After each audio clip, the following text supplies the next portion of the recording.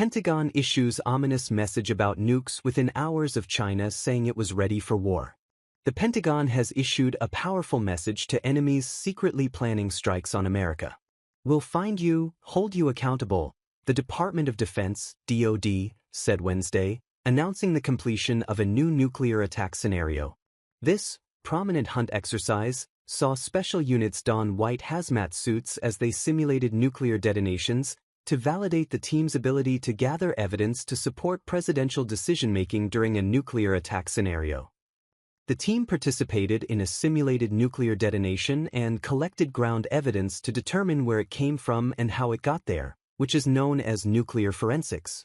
National Technical Nuclear Forensics is absolutely a part of nuclear deterrence by messaging to our adversaries that the U.S. government has the capability should there be a nuclear detonation, said Brian Kohler, the Director of Nuclear Forensics, Energy and Survivability within DOD's Office of Nuclear Matters.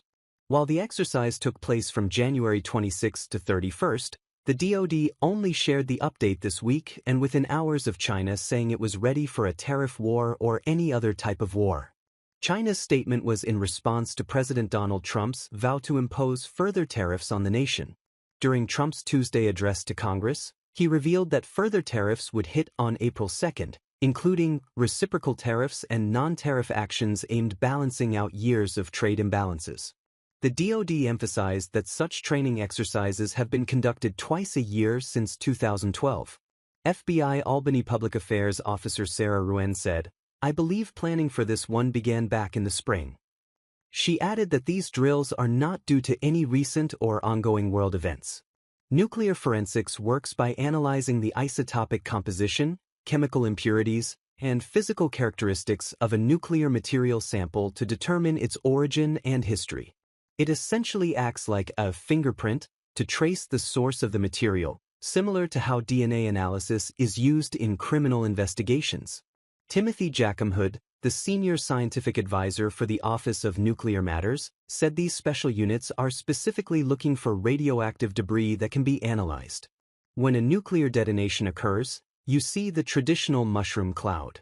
And in that cloud are the debris that we want to collect, Jacomhood said. But we need to do various models of the detonation and the local weather to determine where the best debris is going to fall. During the prominent hunt exercise, teams scoured the area for samples and sent them to DoD labs where scientists used specialized technologies to uncover the fingerprints. Drew Walter, Deputy Assistant Secretary of Defense for Nuclear Matters, said the Ground Collection Task Force accomplished their goal successfully and was validated. Our DoD team demonstrated their readiness to collect forensics-quality debris samples, working with their FBI and National Nuclear Security Administration partners, Walter said. Our ability to gather post-detonation debris and perform nuclear forensics analysis is a key element of our nuclear deterrent. The next prominent hunt is scheduled for August. Congress mandated nuclear forensics in the early 2000s as a response to the 9/11 terrorist attacks.